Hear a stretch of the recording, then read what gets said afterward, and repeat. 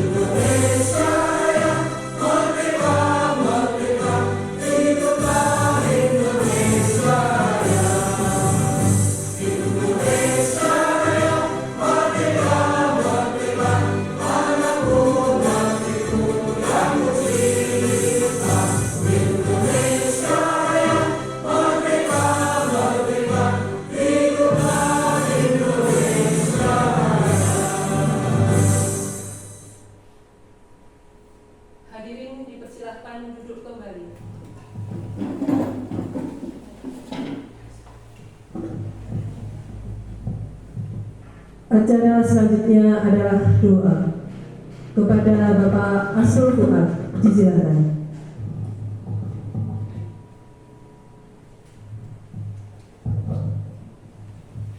Assalamualaikum warahmatullahi wabarakatuh. Al-Fatihah.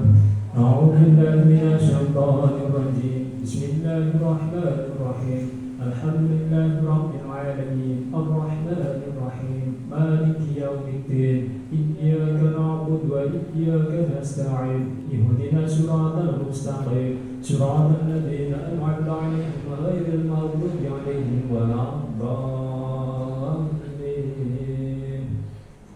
Allahumma shalli 'ala sayyidina Muhammad wa 'ala ali sayyidina Muhammad sayyidil awwalin wal akhirin wa sallam radhiyallahu ta'ala an sahabatihi sayyidina Rasulillahi ajma'in. Bismillahirrahmanirrahim. Alhamdulillahi rabbil alamin. Hamdan shakirin, hamdan na'imin, hamdan yafi ni'amahu wa yukafi mazidah. Ya Rabbana lakal hamdu kama yanbaghi li jalalikal karim wa 'azimi sultanik. Allahumma inna nas'aluka mujibati rahmatik wa 'azaima maghfiratik wa salamatan minal ghanimati min kulli khazanil jannah wan najata minan nar wa 'inda al-hisab. Allahumma ighfir lana dhunubana wa walidayna wa akrim kama rabbayana shaghira. ربنا هب لنا من أزواجنا وذريتنا قرة أعين واجعلنا للمتقين إماما ربنا ظلمنا أنفسنا وإن لم تغفر لنا وترحمنا لنكونن من الخاسرين ربنا آتنا في الدنيا حسنة وفي الآخرة حسنة وقنا عذاب النار وسبحان ربك رب العزة عما يصفون وسلام على المرسلين والحمد لله رب العالمين. Assalamualaikum warahmatullahi wabarakatuh.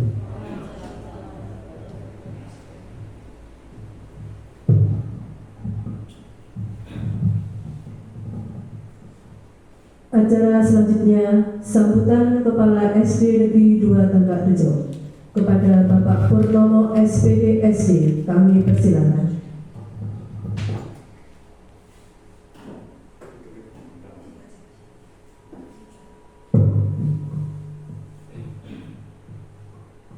Bismillahirrahmanirrahim. Assalamualaikum warahmatullahi wabarakatuh. Alhamdulillahirabbil alamin wa bihi nasta'inu ala umuri dunya wa din. La haula wala quwata illa billahil aliyyil azim. Sebelumnya marilah kita panjatkan puji syukur kehadirat Allah Subhanahu wa taala yang mana pada kesempatan siang hari ini kita masih diberi bermacam-macam nikmat sehingga kita bisa berkumpul bertemu di ruangan ini dalam keadaan sehat walafiat, tidak ada suatu apapun. Amin amin ya rabbal alamin. Selanjutnya sholawat serta salam kita limpahkan kepada junjungan besar Nabi Muhammad SAW, yang mana dengan perantara beliaulah kita mendapat hidayah, karena beliaulah yang mengubah dari zaman jahiliyah menuju zaman hidayah dengan lantaran ajaran agama Islam, tapi yang tidak agama Islam. Selanjutnya kepada Bapak Ibu guru SD Negeri Tanggak Rejo, ucapan terima kasih karena telah bisa mengikuti acara siang hari ini, yaitu acara disiminasi budaya positif. Nanti akan disampaikan oleh narasumber kita, yaitu Ibu Akhil Yustri SPD. Beliau adalah calon guru penggerak angkatan 9. Nanti akan menyampaikan hal-hal yang berkaitan dengan budaya positif. Bapak Ibu guru yang saya hormati, tentunya budaya positif ini perlu kita lakukan dan perlu kita terapkan, karena tugas kita sebagai pendidik, sebagai guru adalah membawa siswa kita sebagai pendidik. Tentunya ada siswa yang kita hadapi, kita bentuk agar budaya positif ini bisa diterapkan atau dilaksanakan oleh siswa-siswa kita. Karena apa? Untuk membentuk sebuah karakter bangsa, terutama atau anak, itu perlu adanya pelatihan, perlu adanya latihan sejak dini. Ya, dimulai tugas kita adalah dari sekolah dasar. Ya, budaya positif inilah nanti tugas kita untuk membawa anak-anak kita agar mereka adalah bisa melaksanakan di dalam kehidupan sehari-hari. Tentunya ini adalah hal yang tidak mudah, ya, karena semua itu harus melalui tahapan-tahapan atau waktu yang juga lama untuk merubah sifat seseorang atau anak itu agar menjadi berperilaku yang positif. Itu tentunya harus ditanamkan sejak usia dini. Banyak pelatihan, bergaulnya juga di tempat yang positif. Kalau anak juga bergaul di tempat yang positif, tentunya nanti akan tertular, karena temannya berbuat baik, kok dia mau berbuat jelek, itu malu tentunya. Nah, itulah bergaulnya juga di tempat yang positif. Untuk membangun generasi muda atau masyarakat yang banyak ini, tentunya tugas kita Sekolah kita adalah melalui lembaga kita masing-masing. Kalau di SD sini SD Dua Barjo, mari penerapan budaya positif mulai dari apa saja nanti akan diterangkan lebih rinci oleh narasumber kita. Bagaimana bentuknya, tentunya ini nanti tugas kita sendiri. Dan harapan kita adalah, harapan saya terutama bagi yang belum mengikuti guru penggerak, saya sarankan untuk ikut, karena tentunya banyak sekali manfaatnya baik secara pribadi maupun nanti di lingkungan kerja kita. Alhamdulillah di lembaga kita sudah ada 2 guru penggerak, tentunya nanti akan membuat sekolah kita bergerak akan lebih maju. Tentunya nanti jangan sampai kita sudah punya guru penggerak 2 ternyata hanya tidak tergerak. Jadi namanya slogannya itu tergerak, bergerak, dan menggerakkan. Tentunya nanti akan menggerakkan kita yang hanya diam ini. Tentunya harapan saya khususnya yaitu untuk menggerakkan teman-temannya yang ada di lembaga ini. Ya, mari kita dukung selalu program guru penggerak ini. Ya, terutama harapan saya adalah yang lain juga ikut mengikuti. Terus yang sekarang sedang berjalan tetap kita dukung, ya, seperti hal ini ya, kita tetap mendukung. Jangan sampai kita tidak kompak, ya, kita satu lembaga harus kompak karena kita saling memerlukan. Guru penggerak juga memerlukan temannya, ya, kalau tidak didukung ya tidak akan berjalan. Jaga itu sedikit yang saya sampaikan, ada kurangnya mohon maaf. Bila itu berkata Assalamualaikum warahmatullahi wabarakatuh.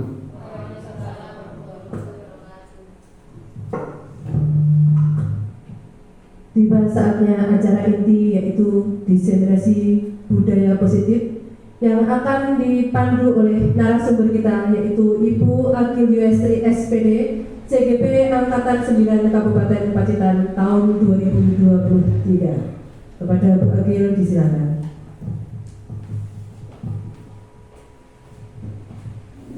Terima kasih, mohon izin. Selamat siang Bapak Ibu. Yang terhormat Kepala Sekolah SD Negeri 2 Tambarjo dan Bapak Ibu Guru SD Negeri 2 Tambarjo yang saya banggakan. Pada siang hari ini saya bersyukur dan berterima kasih atas support dan dukungannya sehingga sampai saat ini saya berada di titik ini di modul 1.4. Untuk itu saya melaksanakan tugas untuk menyampaikan tentang budaya positif kepada Bapak Ibu serta warga sekolah yang ada di SD Negeri 2 Tambarjo. Untuk itu kita akan memasuki materi. Sebelumnya kita akan ice breaking dulu. Nah, supaya suasananya tidak tegang. Ini nanti akan saya tayangkan, ada gambar dan tulisan. Silakan Bapak Ibu untuk menebak gambar apakah ini. Nah, ini ada kura-kura, ada U, ada N. Kira-kira apa ya? Ada sepatu juga. Waduh ya, kura-kura pakai sepatu. Cocok nggak ya? Ada lagi? Ukuran sepatu, betul. Tepuk tangan, luar biasa. Berikutnya, ini ada anaknya bebek. Ada jam. Kereta cocok nggak ya? Apa ya? Ada bebek. Wah, bebek tajam. Apa Bu? Wah, luar biasa, betul. Kelinci tajam. Waduh, Aki, luar biasa. Jangan lupa berikutnya. Keren. Ini ada kura-kura atau penyu ya. Ini ada pipa, ada bata. Apa ini ya? Sedikit kita memikir.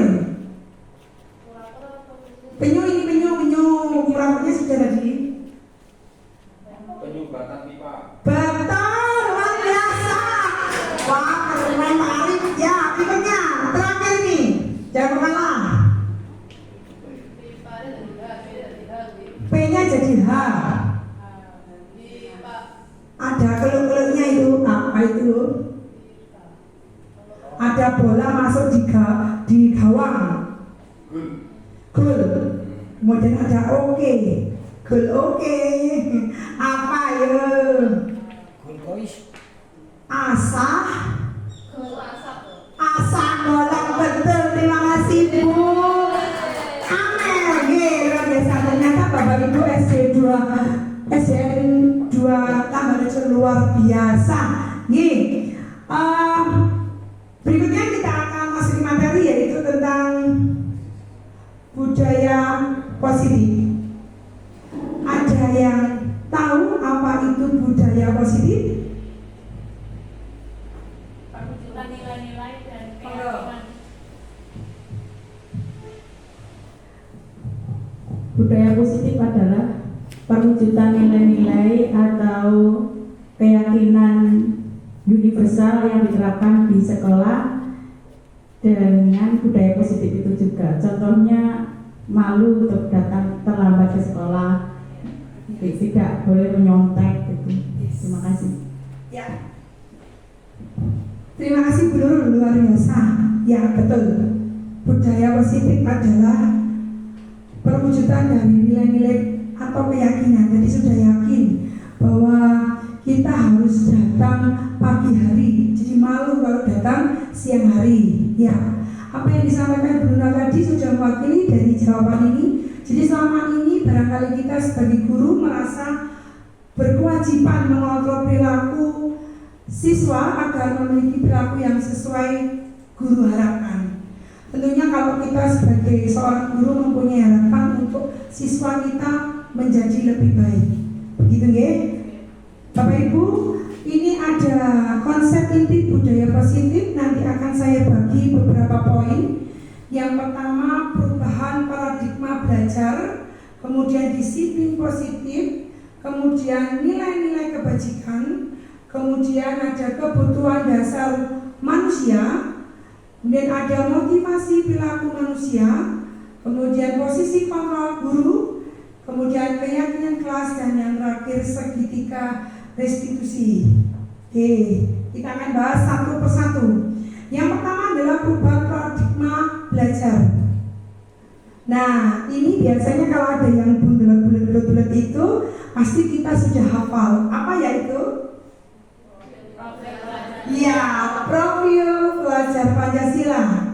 Pembelajaran dengan paradigma baru merupakan pembelajaran yang dirancang berdasarkan prinsip pembelajaran berdiferensiasi, sehingga para peserta didik belajar sesuai dengan kebutuhannya. Jadi kita saat ini sudah diajari untuk memberikan kebebasan kepada anak, bahwa tidak semua anak sama untuk menerima pembelajaran kita. Artinya kalau kita diberi tugas satu, boleh dibuat menggambar, boleh dibuat puisi, boleh dibuat menyanyi. Jadi bebas untuk anak-anak. Kalau belum bisa membaca, Bu saya lesan ya Bu, boleh.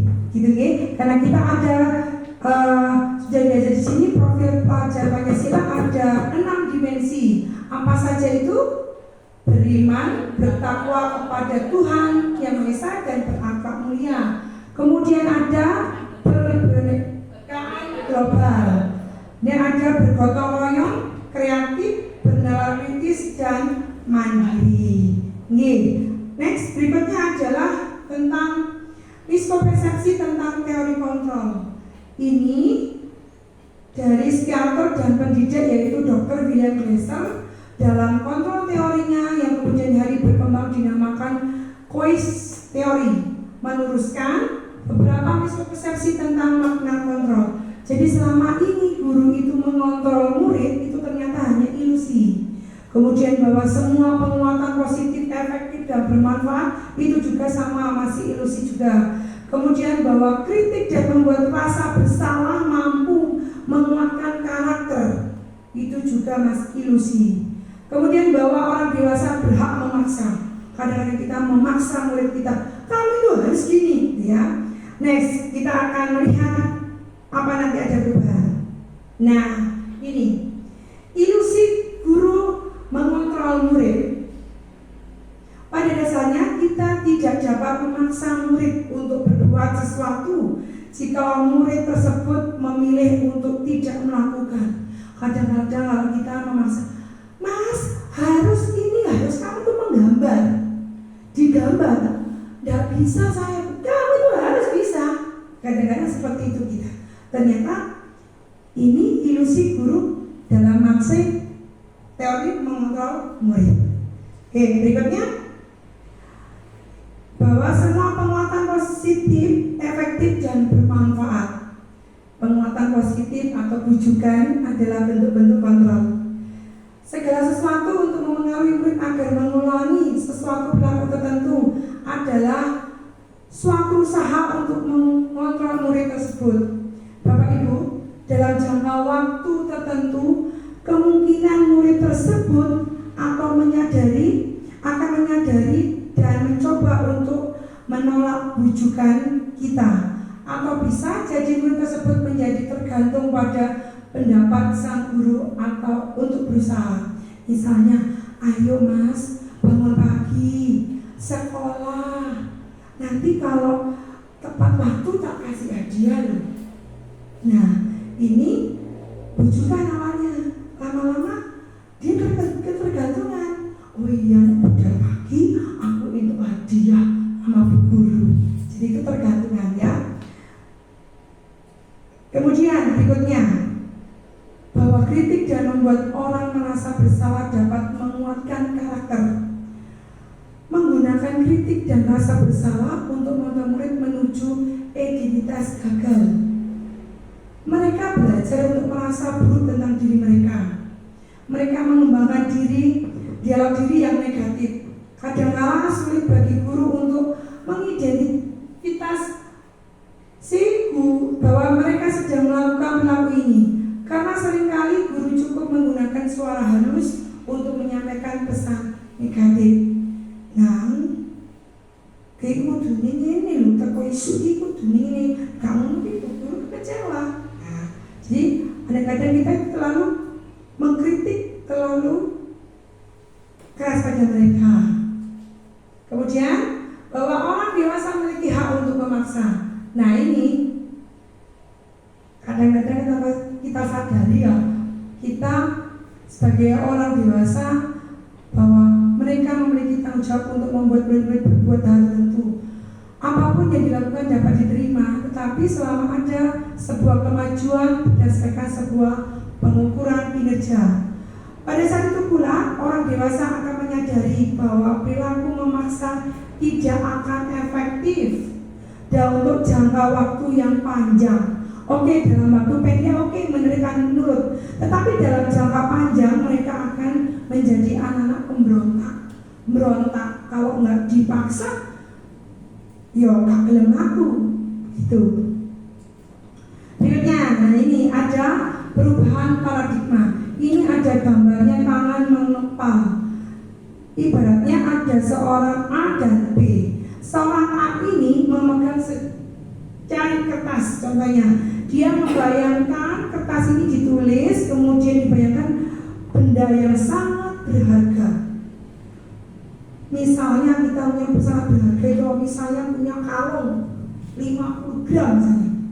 Kemudian yang B, bagaimana caranya membujuk supaya kepala ini tadi dilepas, mulai dari halus, kemudian rayuan, menyuap, ndang toh, buka sedikit toh, ndak bisa, aku harus menyimpannya, dikit loh, buka tak tumbasnya, jajan, nggak bisa loh, katanya si A. Tapi sama lama, orang berbuka, awas minggu dan sampai mengancam, ya. Nah, itu adalah apa yang terjadi selanjutnya jika A tidak mau membuka pegangan kepalan tangan atau genggaman tangan tadi, karena sudah dirayu sampai mengancam oleh si B, karena si A kuat. Nah ini stimulus respon atau terkontrol. Siapa sesungguhnya yang memiliki kontrol itu? Yang pertama adalah stimulus respon. Kita mencoba mengubah orang agar berpandangan sama dengan kita. Berperilaku buruk dilihat sebagai suatu kesalahan. Orang lain bisa mengontrol saya bisa mengontrol orang lain. Pemaksaan ada saat bujukan gagal. Ada dibujuk gagal, akhirnya dipaksa. Model berpikir menang atau kalah. Kemudian teori kontrolnya adalah kita berusaha memahami pandangan orang lain tentang dunia.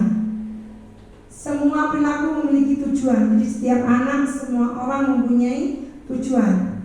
Hanya Anda yang bisa mengontrol Anda. Anda tidak bisa mengontrol orang lain. Kemudian kolaborasi dan konsensus menciptakan pilihan-pilihan baru. Jadi kita menggali hal yang baru. Kemudian model berpikir menang-menang. Jadi sama-sama, kerjasama, dan menang. Nah, berikutnya ini tadi dari teori kontrol yang disampaikan oleh Dr. William Desis. Ada beberapa poin yang disampaikan di sini, mulai dari Anda tidak bisa mengontrol orang lain, hanya Anda yang bisa mengontrol diri Anda. Jadi nggak bisa orang lain mengontrol Anda, hanya Anda sendiri yang bisa. Kemudian semua perilaku memiliki tujuan, betul. Semua perilaku akhirnya akan mempunyai tujuan. Kemudian model berpikir menang dan menang, kolaborasi dan menciptakan pilihan yang baru. Kemudian sampai akhirnya nanti semua perilaku memiliki tujuan ini. Titik akhirnya adalah membuat keyakinan kelas. Jadi kita praktekkan di masing-masing kelas, kita sudah membuat keyakinan kelas. Ini kelas ini sudah ada keyakinan kelas, luar biasa ini. Ya. Kemudian yang model berpikir menang dan menang adalah menyelesaikan masalah dengan segitiga restitusi. Nanti berikutnya ada video bagaimana cara menyelesaikan masalah dengan segitiga restitusi. Berikutnya adalah disiplin positif. Apa yang dimaksud disiplin? Menurut bahasa latinnya adalah disiplina, yang artinya belajar. Maka asal dari kata berkoneksi dengan disiplin diri dari menurut Socrates dan Plato. Disiplin diri membuat orang menggali potensinya menuju sebuah tujuan apa yang dia hargai. Namun dalam budaya kita, Bapak Ibu, makna kata disiplin telah berubah menjadi sesuatu yang dilakukan seseorang pada orang lain untuk mendapatkan kepatuhan. Jadi saat ini kata disiplin berubah menjadi, ketika ada katanya patuh, disiplin itu patuh, pokoknya gitu ya. Cenderung pada umumnya adalah menghubungkan kata disiplin dengan ketidaknyamanan, bukan dengan apa yang kita hargai atau penyampaian suatu tujuan mulia. Jadi kalau kata harus disiplin, sudah takut anak-anak, disiplin. Kalau kita upacara, disiplin, udah diem, gitu kan? Nah, coba kita akan pelajari di sini bagaimana cara memahami apa sebenarnya disiplin itu supaya menjadi nyaman dan kita hargai pencapaiannya. Nah ini disiplin positif, yaitu belajar, kemudian dibagi dua ya. Kemudian itu sebagai pendidik tujuan kita adalah menciptakan peserta didik yang memiliki disiplin diri sehingga mereka berperilaku mengacu kepada nilai-nilai kebajikan universal dan memiliki motivasi intrinsik dalam perubahan perilaku ke arah yang lebih baik. Jadi dari perubahan dari dalam diri kita, dalam diri anak, bukan dari orang lain. Berikutnya adalah nilai kebajikan. Nah, nilai kebajikan ini adalah yang disepakati bersama, lepas dari suku, bangsa, bahasa maupun latar belakangnya. Ini contoh nilai kebajikan organisasi ya. Ada profil Pancasila, yaitu beriman dan bertakwa pada Tuhan Yang Maha Esa dan berakhlak mulia, berkebinekaan global, dan gotong royong mandiri, kreatif dan kenal kritis. Kemudian ada ibu, ada toleransi, rasa hormat, dan berjanji dan komitmen. Kemudian ada life skill. Nah ini harus ditanamkan kepada anak, dapat dipercaya, lurus hati, pendengar yang aktif, tidak merendahkan orang lain atau meremehkan atau mengenyek gitu ya. dan memberikan yang terbaik dari diri. Berikutnya adalah ini ada daftar nilai-nilai kebajikan, ada peduli, rajin, tegas, dan rasa hormat. Dan bawahnya itu sama semuanya. Berikutnya adalah perubahan pada modul 1.4 angkatan 9 ini. Penambahan materi pada cukup oleh penghargaan yang semula ada 5 unsur, hasil risetnya menjadi 8. Ada penghargaan menghukum, penghargaan mengurangi ketepatan, penghargaan tidak efektif, penghargaan merusak hubungan, kemudian pengaruh jangka pendek dan jangka panjang. Berikutnya yang 3 adalah penghargaan menurunkan kualitas, penghargaan mematikan kreativitas, penghargaan mengurangi motivasi intrinsik. Nah, ini kita bisa tebak. Ini termasuk hukuman atau konsekuensi atau penghargaan. Mencatat, ini kasus ya Bapak Ibu. Apa yang kita lakukan? Kita coba bersama-sama. Mencatat 100 kali di dalam buku kalimat, saya tidak akan terlambat lagi karena terlambat ke sekolah. Ini apa? Ini hukuman. Nanti kita cocokkan. Boleh. Lari melayang lapangan basket 2 kali karena terlambat dari di sekolah. Hukuman. Murid diminta untuk push up 15 kali karena tidak menggunakan masker ke sekolah. Hukuman. Menggantikan kertas tugas teman yang telah dicoret-coret. Hukuman atau konsekuensi? Konsekuensi. Membersihkan tumpahan air di meja tulis karena tersenggol pada saat belajar. Konsekuensi. Murid disuruh untuk tidak menggunakan sepatu seharian di sekolah karena tidak menggunakan sepatu hitam. Hukuman. Lari mengelilingi lapangan basket 2 kali karena terlambat 10 menit untuk pelajaran PJOK. Mari kita cocokkan jawabannya. Nah, betul, luar biasa teman-teman kita semua.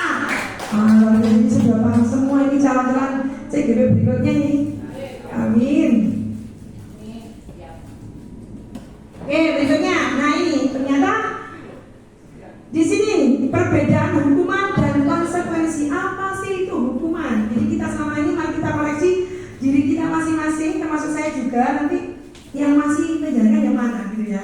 Hukuman adalah sesuatu yang menyakitkan harus terjadi. Ini untuk murid ya, untuk dari guru ke murid, membuat anak sakit fisik maupun hati. Misalnya tadi suruh lari untuk jangka waktu yang lama. Kalian waktu Bapak Ibu mesti kalian waktu dihukum sama dunia dulu, dicubit atau digabrek, mesti masih ingat sampai sekarang, ya kan? Kemudian anak membenci kedisiplinan, paksaan, mendorong anak menyakiti diri sendiri, konsep diri yang buruk, dan anak belajar untuk menyembunyikan kesalahan.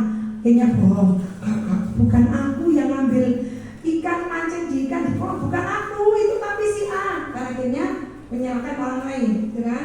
Dan marah, rasa bersalah, dipermalukan.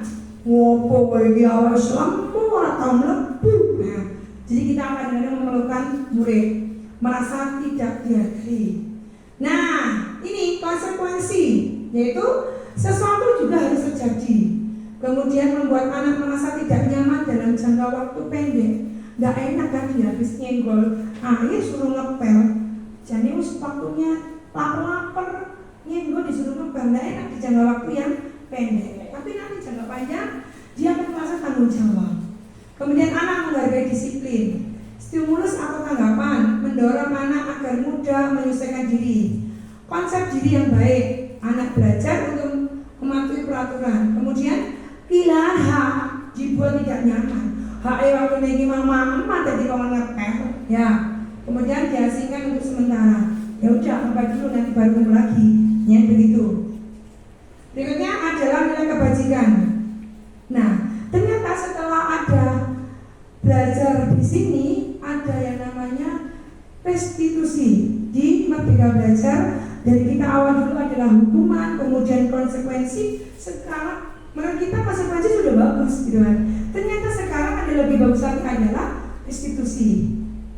Apa itu? Contohnya adalah hukuman, sesuatu yang harus menyakitkan harus terjadi. Konsekuensi sama, sesuatu harus terjadi. Kemudian restitusi merupakan pilihan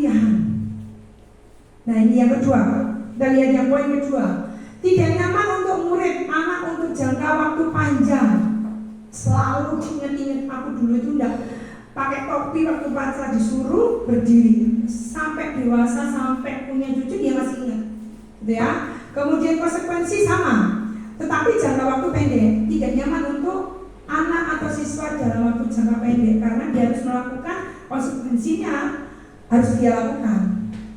Nah ini kalau institusi adalah menguatkan untuk murid anak dalam jangka waktu yang panjang. Jadi dia diajak bicara baik-baik, bagaimana dia untuk sadarkan dia, berarti dia dari dalam dirinya untuk mengubah dirinya. Gitu.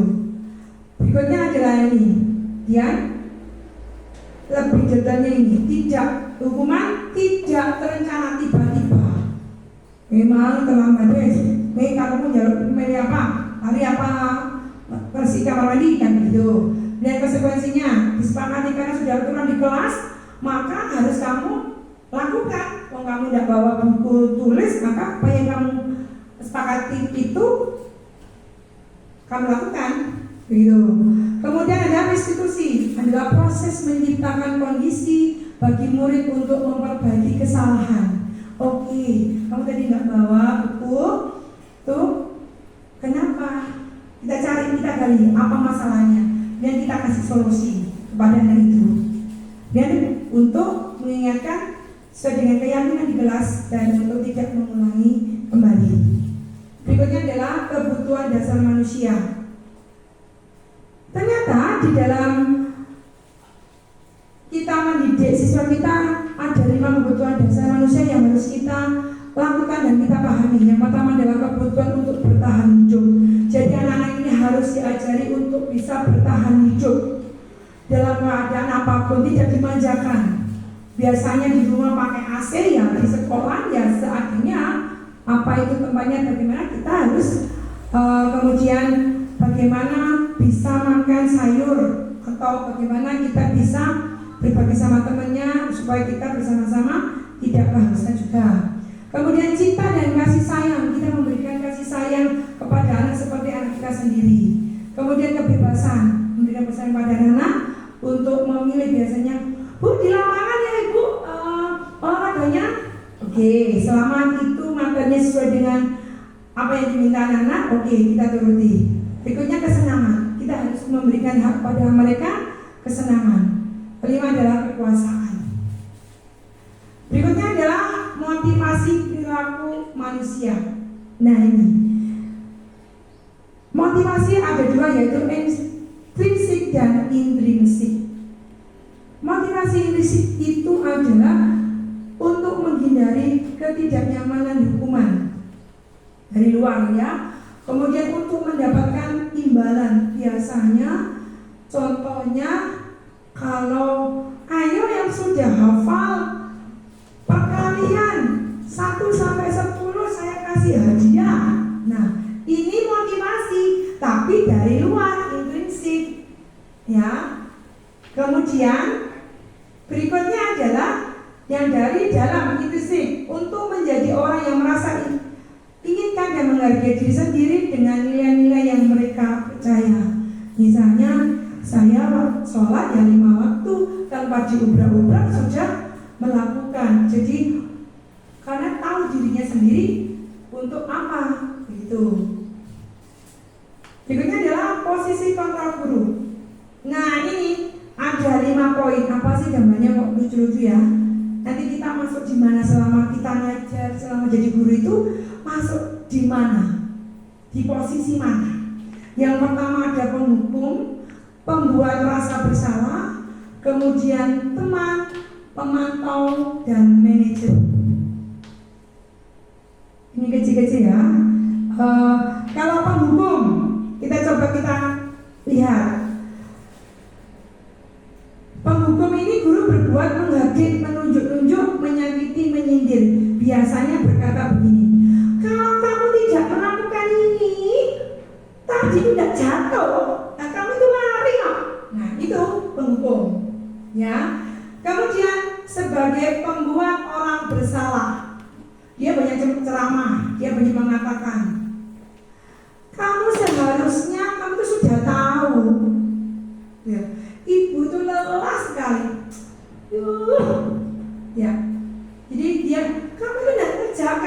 diajari perkalian loh.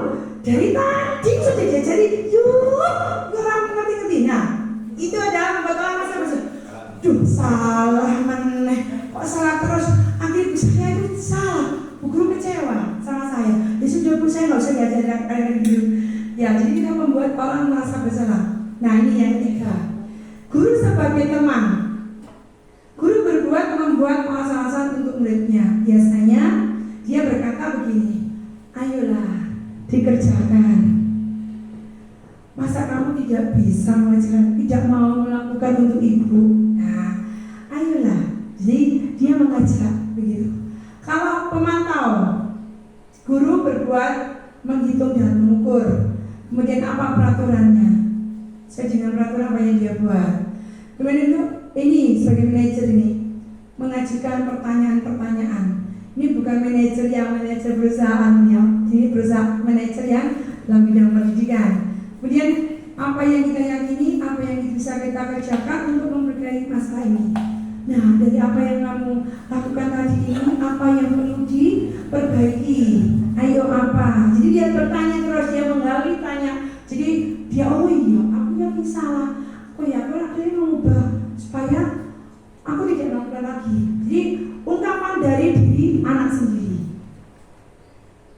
Ini contohnya tadi, saya kecewa sekali dengan kamu. Ini adalah poinnya tadi, posisi kontrol pembuat orang merasa bersalah. Kamu tidak pernah benar melakukannya, salah terus. Nah, ini menjadi penghukum. Kemudian, ayolah demi ibu dan bapak guru, makanya kamu ini kerjakan ya sampai selesai. Tungguin, kan? Jadi enak seperti teman. Yang ini, apakah kamu mau mendapatkan stiker bintang? Hari ini biasanya dapat stempel, dapat reward, gitu ya. Itu sebagai pemantau. Kemudian sudah yakin sudah dijalankan ini ya. Luar biasa senang anak-anak di sini dapat reward, dapat stiker gitu ya.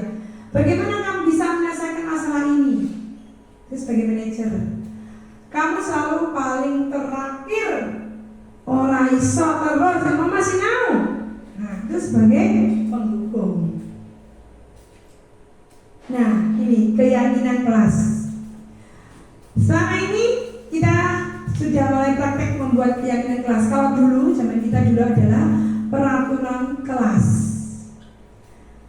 Apa samakah dengan keyakinan kelas? Nanti kita akan pelajari berikutnya, ya. Kemudian dibentuklah, kemudian ada keyakinan kelas akan terjalin lingkungan positif, akhirnya menjadi budaya positif di lingkungan sekolah kita. Nah, ini ada yang tahu mengapa keyakinan kelas, mengapa bukan peraturan kelas? Ada yang bisa memberikan jawaban? Kalau peraturan kelas itu yang membuat satu pihak. Kalau keyakinan kelas itu berawal dari kesepakatan kelas yang terus-menerus dilakukan, akhirnya menjadi keyakinan kelas. Jadi kalau keyakinan itu yang membuat semuanya. Terima kasih. Oke, terima kasih buat tidak beri aplaus dulu. Iya betul. Kalau peraturan kelas itu yang membuat adalah satu pihak saja. Kemudian kalau keyakinan bersama-sama. Nah, ini pembentukan keyakinan kelas. Nanti kita bisa praktekkan bagi yang belum membuat, bagi yang sudah, luar biasa. Bersifat abstrak, berupaya pernyataan universal. Jadi tidak melarang, ya. Tidak. Kemudian dibuat dalam pernyataan positif, bahasanya positif, sedikit saja agar mudah diingat, tidak usah banyak-banyak, ya. Sesuai dengan kondisi kelas dan sekolah sehingga mudah diterapkan. Yang penting dikit terlaksana, tidak usah banyak-banyak, tapi nggak terlaksana, percuma. Berikutnya adalah semua warga sekolah, yang membuat adalah semua warga sekolah atau warga kelas dilibatkan saat membuat keyakinan kelas. Jadi diskusi bersama-sama dalam satu kelas. Nah, ini bedanya. Kalau kita waktu dulu peraturan, masih ingat ya, kalau kita masih di perpustakaan selalu kembalikan buku ke tempatnya, ya. Dilarang mengganggu orang lain. Hadir di sekolah 15 menit sebelum pembelajaran dimulai. Dilarang melakukan kekerasan. Dilarang menggunakan narkoba, bergantian atau menunggu giliran. gunakan masker, jangan berlari di kelas atau koridor. Ini peraturan yang membuat biasanya bapak kepala sekolah atau dari guru ya. Ini kalau keyakinan kelas itu diringkas. Tadi selalu kembalikan buku ke tempatnya, sebenarnya sama, diringkas menjadi tanggung jawab. Tanggung jawab bisa bermacam-macam ya. Kemudian dilarang mengganggu orang lain. Ini masuk ke dalam menghormati orang lain. Jadi kita nanti membuat keyakinan kelas cukup tanggung jawab apa aja yang sudah disampaikan anak tadi kita ringkas bersama-sama. Masuk dalam kalau dilarang melakukan kekerasan. Nah ini termasuk bullying, termasuk mengejek, kemudian memukul, itu masuk keselamatan dan menghormati orang lain. Kemudian ada dilarang menggunakan narkoba. Kemudian itu masuk dalam kesehatan. Dilarang merokok, itu masuk dalam kesehatan. Ya. Kemudian gunakan masker ini pada waktu sakit, itu masuk dalam keselamatan dan kesehatan. Ini caranya nanti membuat tabel, ada kalau Bapak Ibu ini ada tabel T dan Y. Cara membuatnya jika nanti mengalami kesulitan. Nah ini yang tabel Y adalah terlihat, bahasanya adalah sopan dalam berbicara. Terdengarnya adalah selamat pagi, assalamualaikum, ya. Berperilakunya seperti apa? Tersenyum ramah. Nah itu. Kalau kemudian berpakaian rapi dan bersih, dan gemar bergotong royong, peduli terhadap lingkungan, belajar dengan rajin. Kalau terdengarnya, apa boleh saya meminjam pensilmu? Jadi yang kita dengar di telinga itu ya. Kemudian perilakunya adalah kita menerapkan 5S. Senyum, salam, sapa, sopan, dan santun. Kemudian saling membantu, bersemangat dan antusias. Kemudian meminta izin dulu ketika meminjam barang. Ini yang tadi sama, tampak seperti dan tidak tampak seperti. Mengucapkan salam dan sapa itu tampak seperti. Berpakaian rapi karena kita tampak. Kemudian kalau tidak bertampak adalah kebalikannya, bersikap cuek dan acuh. Berikutnya adalah yang terakhir adalah segitiga restitusi. Bagaimana cara kita menyelesaikan masalah dengan cara restitusi? Yaitu yang pertama adalah menstabilkan identitas, kemudian memvalidasi tindakan yang salah, dan kemudian menanyakan keyakinan. Pada tahap ini menstabilkan identitas adalah berdasar prinsip membuat kesalahan adalah bagian dari proses pembelajaran. Berbuat salah itu wajar.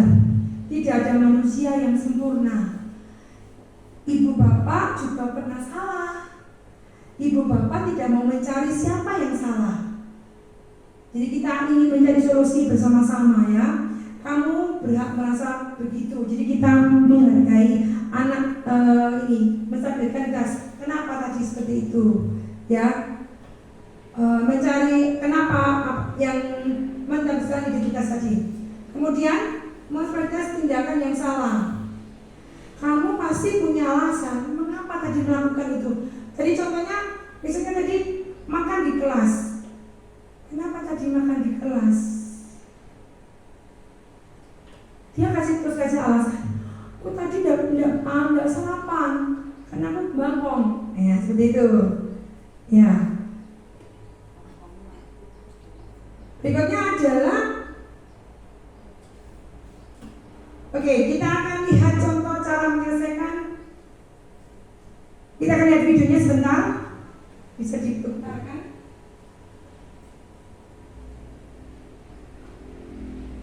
Ini nanti kita akan tayangkan video cara menyelesaikan masalah secara segitiga restitusi.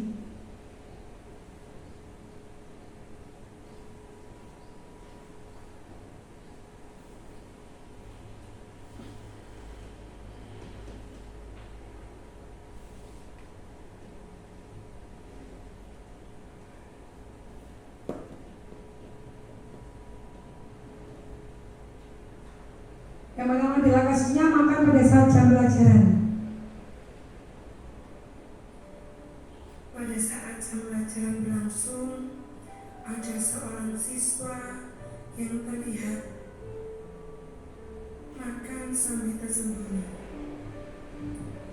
Sebagai seorang guru, saya harus menyelesaikan masalah tersebut dengan baik dengan menggunakan tahapan restitusi.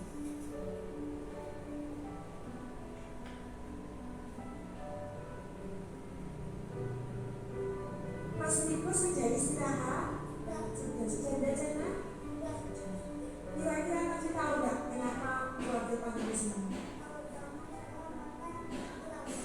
Iya, makanya kita sudah waktu pelajaran ya, ya. Kenapa Mas Niko? Nah, kita ini tidak sarapan.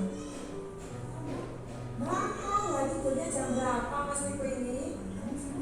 Jam 10 sore kemana, nak? Kemarin saya malam sama teman-temannya. Iya, kira-kira tadi itu dokternya punya masalah kalau makan di kelas pada waktu pelajaran. Salah ya. Nah, kalau salah tidak sesuai dengan keyakinan di kelas kita kan, ada apa aja jawab. Jujur, terus. Nah, pada waktu belajar kerangka tidak termasuk yang mana? Oke, pintar. Nah, sekarang Bapak tidak marah, tapi Bapak mau kasih solusi sama Mas Riko. Mas Riko berarti tidurnya tidak boleh malam-malam, mainnya dikurangi, biar bangunnya pagi, biar bisa sarapan ya. Oke, nah dari sini mulai kapan Mas Riko berjanji untuk tidak mengulangi lagi untuk tidak makan di kelas pada waktu pelajaran? Besok dulu ya Mas Riko ya. Oke, Mas Riko hebat. Terima kasih Mas Riko. Oke, terima kasih Pak Tri. Next, oke. Tadi adalah contoh dari penanganan seketika restitusi. Nah, ini penerapan budaya positif di sekolah yang sudah kita lakukan, yaitu pembiasaan 5S. Salam, sapa, senyum, salam, sapa, sopan, dan santun. Kemudian berdoa sebelum pembelajaran. Kita sudah kita lakukan juga sebelum acara ini, kita juga berdoa. Kemudian adalah menjaga kebersihan.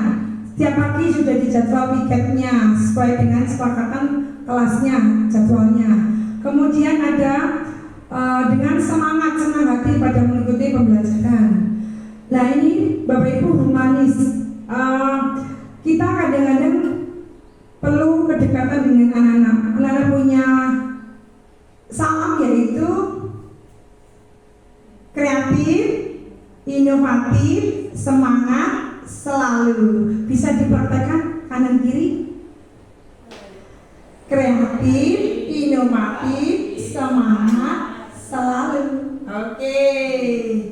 Ya, luar biasa. Anak sudah hafal ini. Kemudian yang ini adalah salah satunya adalah membuat kesepakatan anti perundungan. Sudah kita lakukan kemarin. Luar biasa setelah kita bekerjasama dengan Babikatif. Mas ya, Bapak Polisinya ke sini untuk memberikan penjelasan kepada anak-anak dan kita membuat keyakinan sekolah, yaitu tentang anti perundungan. Jadi anak-anak tanda tangan dengan bawahnya namanya. Nah, luar biasa anak-anak ini. Jadi kita sudah mempelajari tentang budaya positif di sekolah. Semoga apa yang sudah kita lakukan bisa bertambah terus menjadi baik, karena kita membentuk generasi ini, generasi emas menjadi lebih baik. Terkhusus adalah SD Negeri 2 Tambarjo. Nah, ini slide yang kita tunggu adalah slide yang terakhir. Ini adalah refleksi. Silakan Bapak Ibu untuk menuliskan apa yang sudah didapat tadi dari penjelasan yang sudah disampaikan tadi. Silakan untuk ditulis, kemudian nanti ditempelkan bersama di sini.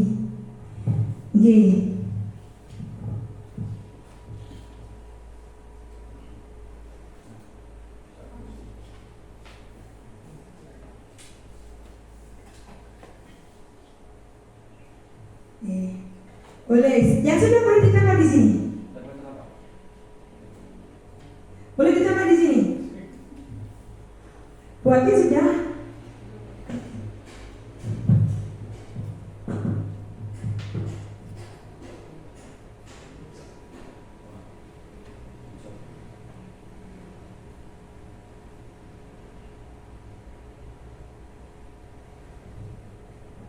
Hal baru apa yang mengubah paradigma saya yang saya dapatkan adalah jadi apa yang sudah saya jelaskan tadi, kita akan mengubah apa. Kemudian yang kedua, perasaan apa yang muncul selama mengikuti sosialisasi ini, khususnya mengenai makna disiplin dan motivasi intrinsik. Kemudian yang ketiga, peran Among. Seperti apakah yang saya telah lakukan selama mengikuti sosialisasi ini, sebagai teman, sebagai manajer kah, sebagai pengukur, pemantau, ya, teman. Kemudian 4, saya akan menjadi Among yang seperti apakah yang setelah mengikuti sosialisasi ini. Jadi kita ada mengalami perubahan dari apa yang sudah saya sampaikan. Yang sudah boleh ditempel di sini. Monggo balik. Nggih. Boleh. Yang sudah boleh dikumpulkan. Terima kasih luar biasa. Berarti monggo. Ya, Bu Sartini, tidak.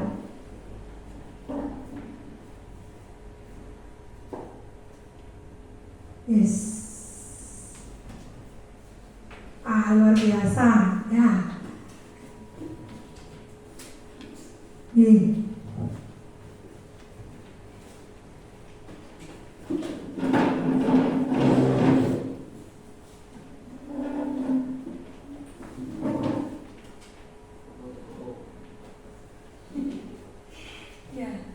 Luar biasa.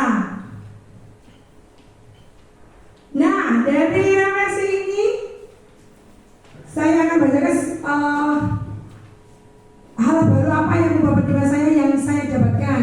Saya lebih bijak dalam menyikapi masalah. Kemudian perasaan menyenangkan. Perasaan apa yang muncul selama mengikuti sosialisasi ini, khususnya mengenai makna disiplin dan motivasi intrinsik. Rasanya senang. Wah, luar biasa. Kemudian peran Among seperti apakah yang telah saya lakukan selama mengikuti sosialisasi ini sebagai manajer dan teman. Wah, luar biasa ini. Kemudian saya akan menjadi Among yang seperti apakah yang setelah mengikuti sosialisasi ini, menjadi Among teman yang menyenangkan sehingga anak menjadi lebih baik. Tepuk tangan buat semuanya, luar biasa. Ya, Bapak Ibu, dari apa yang saya sampaikan saat ini, semoga menjadikan kita menjadi lebih baik dan melanjutkan budaya positif di lingkungan sekolah kita, terkhusus SD Negeri 2 Tambarjo. Terakhir adalah terima kasih, dan kita semua adalah guru penggerak dari tergerak, bergerak, menggerakkan. Terima kasih. Untuk selanjutnya saya serahkan kembali kepada Bu Tida.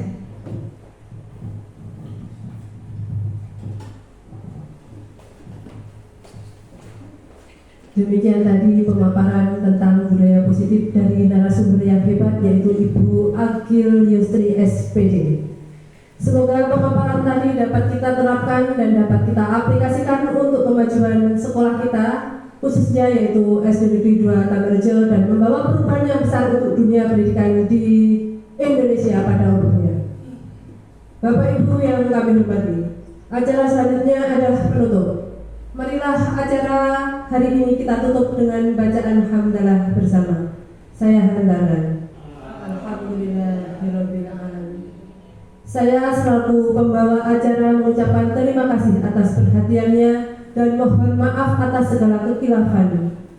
Usikum wa nafsi taqallah billahi taufiq wal hidayah wal inayah. Wassalamualaikum warahmatullahi wabarakatuh.